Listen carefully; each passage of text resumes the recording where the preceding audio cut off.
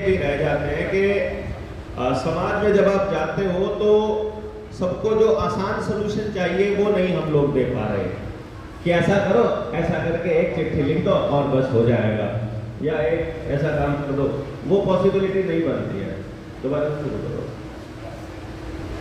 तो इसलिए क्या है, सवाल ये है कि बैंक नोट, रुपया और मुद्रा में क्या अंतर है। इससे पहले एक सवाल ले लेते हैं। ये बहुत जरूरी सवाल है जो आपने बोला है कि बैंक नोट, रुपया और मुद्रा, आपको तीनों एक जैसा लगता होगा ना, क्योंकि हम क्या करते हैं, बैंक से जो रुपया लेने जाते हैं तो वहां से वो बैंक नोट दे देते हैं। वो बैंक नोट है, फिर वो रुपया में काउंट होता है कि 500 रुपया मुझे दिया बैंक वालों ने, और हम भारत की मुद्रा को रुपया मानते हैं, इसलिए हम उसे रुपया सोचते हैं। तो मुद्रा भारत की जो है करेंसी, तो वैसे करीब में बैंक नोट, मुद्रा नोट, मुद्रा का मानक, ये सब होना था।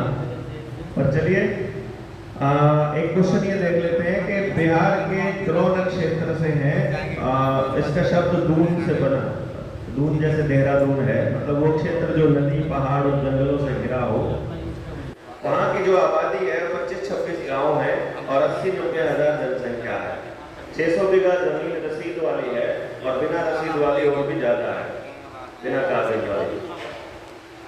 80% घर जो हैं वो लकड़ी, मिट्टी आदि से बने हुए हैं।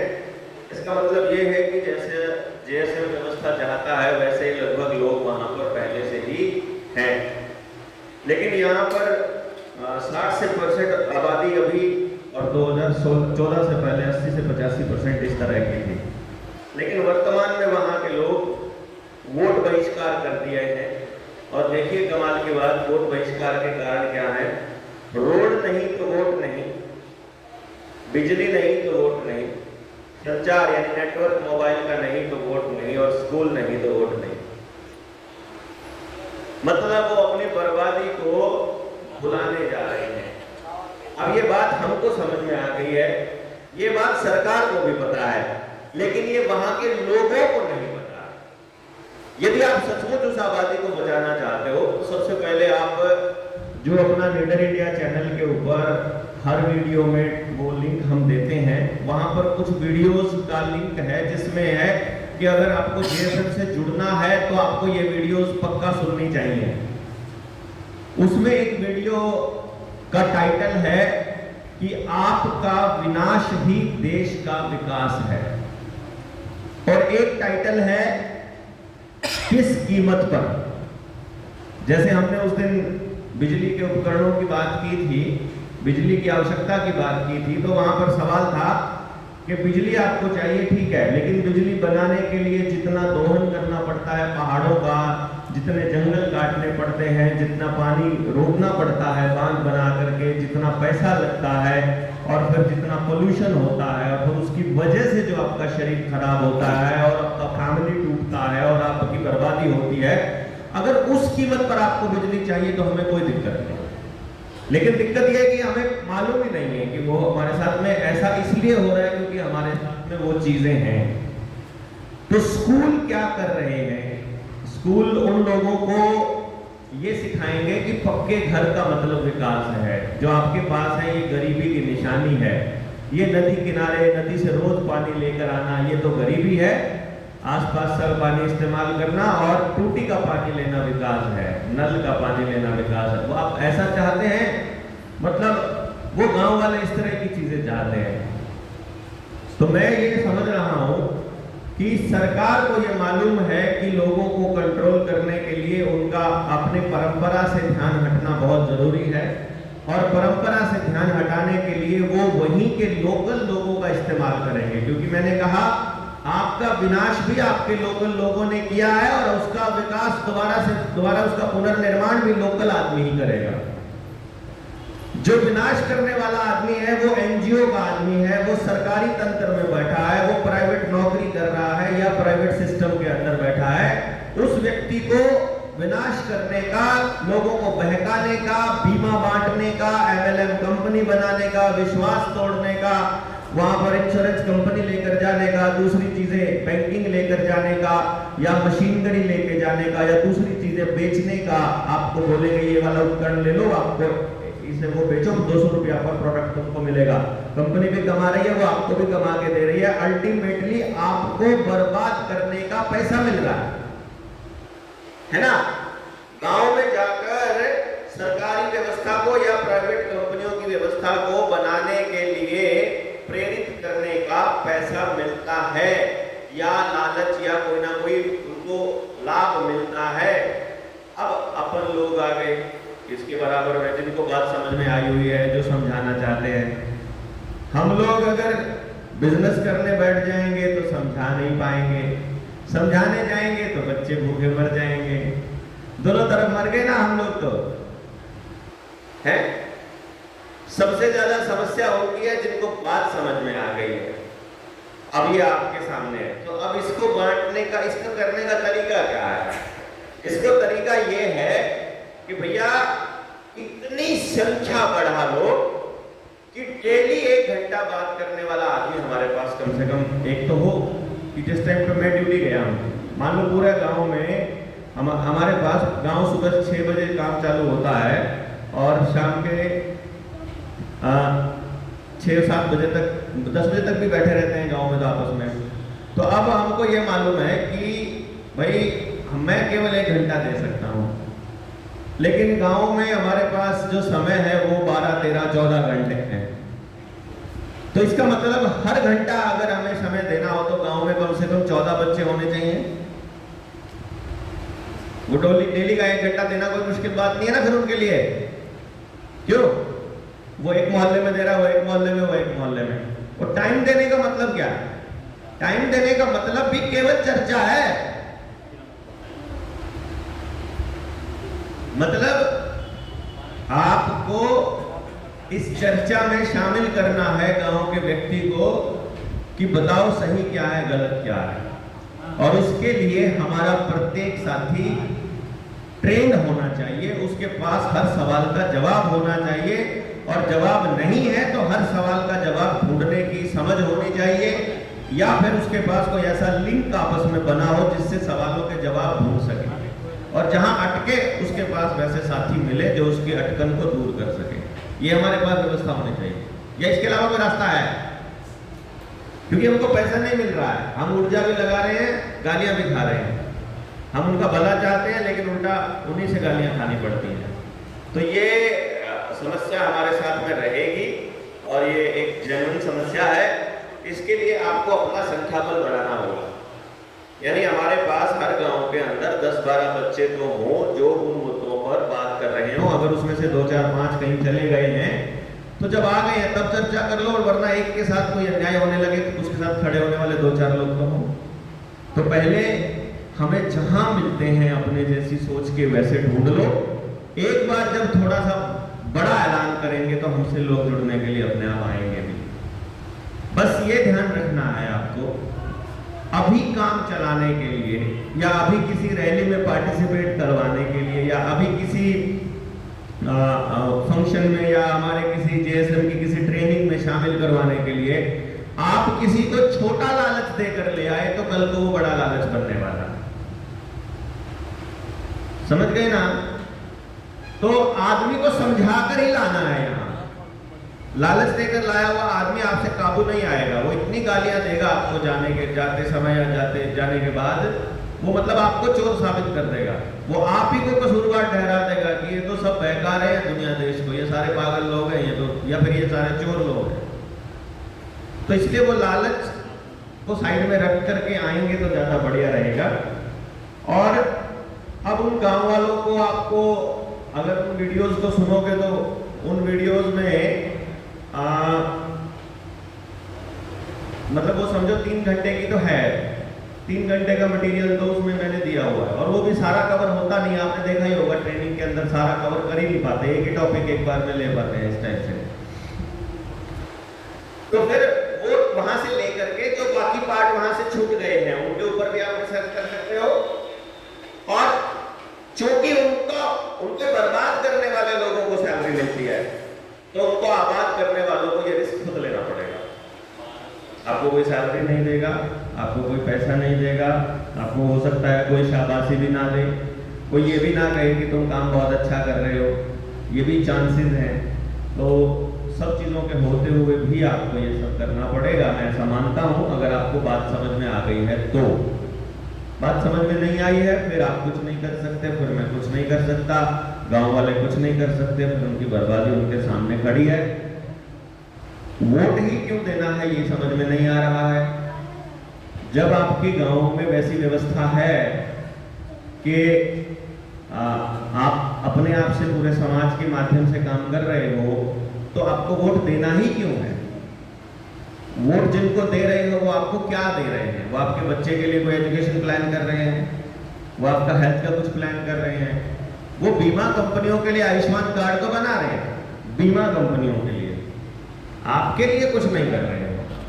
आपके लिए ऐसी कोई व्यवस्था नहीं बना रहे। अभी तो आपको क्या लग रहा है, आयुष्मान कार्ड बन जाएगा तो 5 लाख तक का इलाज हो जाएगा, और कल को वो ये भी तो कह देंगे तुम्हारे पास 2 व्हीलर है इसलिए आयुष्मान कार्ड काट देंगे।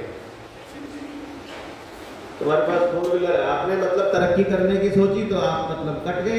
अब क्या, अब इलाज कहाँ करवाओगे? क्योंकि सरकारी अस्पताल खराब करने के लिए आयुष्मान कार्ड बनाया है, सरकारी अस्पताल से ध्यान आपका हट गया, प्राइवेट अस्पताल में अब आप जा नहीं सकते क्योंकि या तो कंगाल हो जाओगे, नहीं तो आयुष्मान कार्ड आपका है नहीं है। अब सरकारी अस्पताल की लड़ाई आपने लड़ी नहीं, खुद अपने डॉक्टर तैयार किए नहीं, अपने बच्चों को अपना शरीर ठीक रखना सिखाया नहीं, तो अब आपके पास फिर भीख मांगने के अलावा दूसरा रास्ता नहीं बचेगा। वही आप वो बनाना चाहते हैं, आपको उसी तरफ वो लेके जाना चाहते हैं।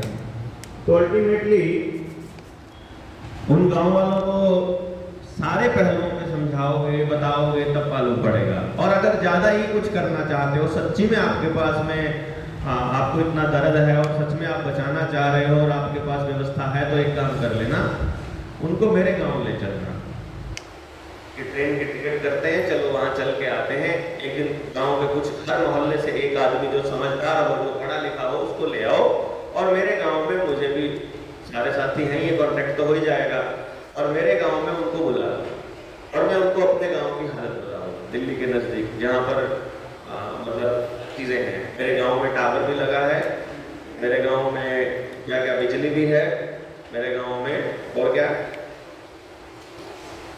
जो सुविधा उन्होंने मांगी वो मेरे गांव में है। और मेरा गांव का बच्चा सब देश छोड़ करके जा रहा है, गांव छोड़ करके भाग रहा है। तो सब कुछ गांव में है, फिर क्यों भाग रहा है? जिसके लिए तुम वोट का बहिष्कार कर रहे हो, वो होते हुए भी लोग गांव छोड़कर जा रहे हैं। तो असली जरूरत वो चीजें नहीं है जिनके लिए आप संघर्ष कर रहे हो या आप जिसके लिए बोल रहे हो या डिमांड कर रहे हो। वो बताने की जरूरत है उनको, वो समझाने की जरूरत है उनको। वो समझाए बिना बात नहीं बनेगी, क्योंकि एक तरफा समझ चल रही है, सिर्फ सरकार के एजेंट या कंपनियों के एजेंट समझाने पर लगे हुए हैं, दूसरी तरफ वाले समझाने पर नहीं लगे हुए हैं। सही निर्णय तब निकलता है जब दोनों तरफ के लोग हों।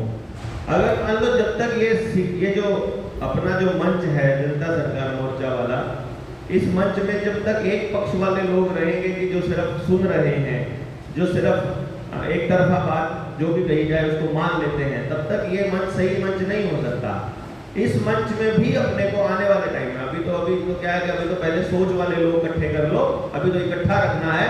अब इकट्ठे होने वालों को भी लड़ाई करवानी है कि भाई तुम अलग सोच के लोग हो, वो कह रहा है ऐसे बदलेगा देश, वो कह रहा है ऐसे बदलेगा देश, तो हम कह रहे हैं कि या तो दोनों के दोनों एक दूसरे में से एक जने को सहमत कर लो, या दोनों कोई कॉमन पॉइंट ले आओ जहां दोनों की पूरी बात होती हो। और वो नहीं होता है तो तीसरा रास्ता बचता है कि तुम अपने तरीके से करके दिखाओ, तुम अपने तरीके से करके दिखाओ।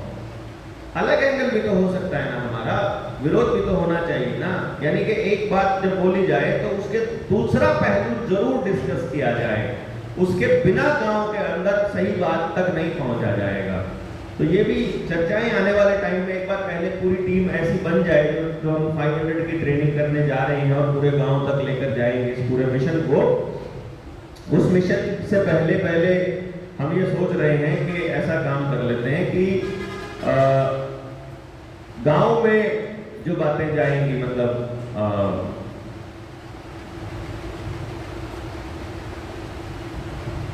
जो भी बातें लेके जाएंगे साथी, जब वो अपना काम कर रहे होंगे उधर, तो इधर फिर हम लोग उन सारे साथियों को डिबेट में लेकर शामिल कर रहे होंगे कि फिर डिबेट आएगी, टॉपिक देंगे हम आपको कि बताओ, मान लो पहला टॉपिक यही दे दिया, मोबाइल नेटवर्क का दे दिया, या मोबाइल नेटवर्क दे दिया, टेक्नोलॉजी में टीवी दे दिया, या फिर बिजली दे दी, या मशीन दे दी, जितने भी घर में है उस पे टॉपिक पर दे दिया।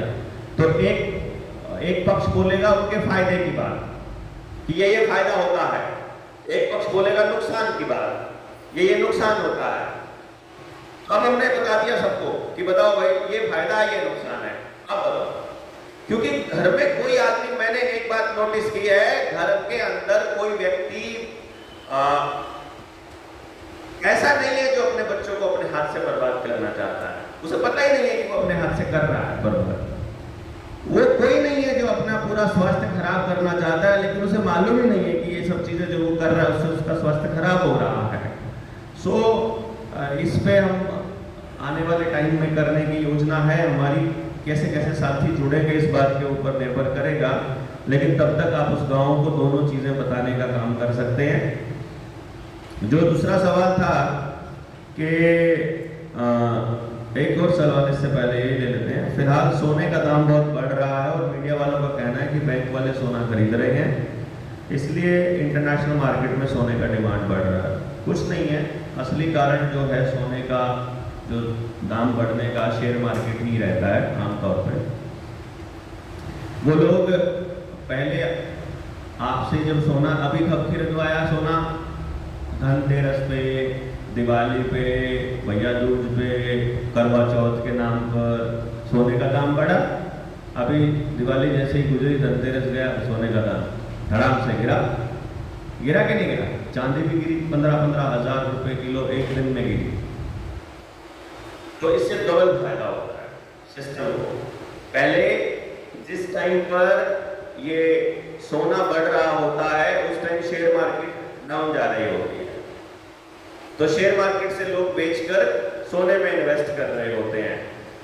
और जब अचानक से उनको मालूम पड़ जाता है कि अब, क्योंकि वहां तो रियल टाइम एल्गोरिथम है, ऑनलाइन चल रहा है कि कितने % लोगों ने बुकिंग कर दिया है, कितने लोगों ने कर दिया, उसमें से मिडिल क्लास कितना है, लोअर मिडिल क्लास कितना है।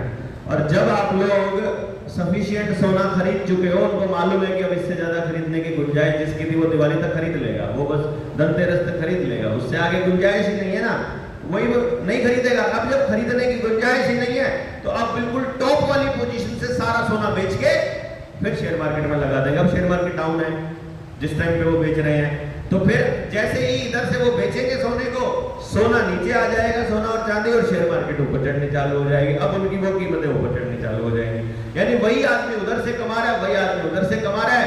वो कौन है? जिसके हाथ में शेयर मार्केट है, जो सारा कंट्रोल रख रहे हैं, जो सारी समझ रख रहे हैं। और हम लोग कौन है? जो लुट रहे हैं दोनों साइड। वो शेयर मार्केट में लुट के सोने में आए थे, अब सोने में लुट के शेयर मार्केट में जाएंगे। तो ये खेल है सारा का सारा, इसको समझना।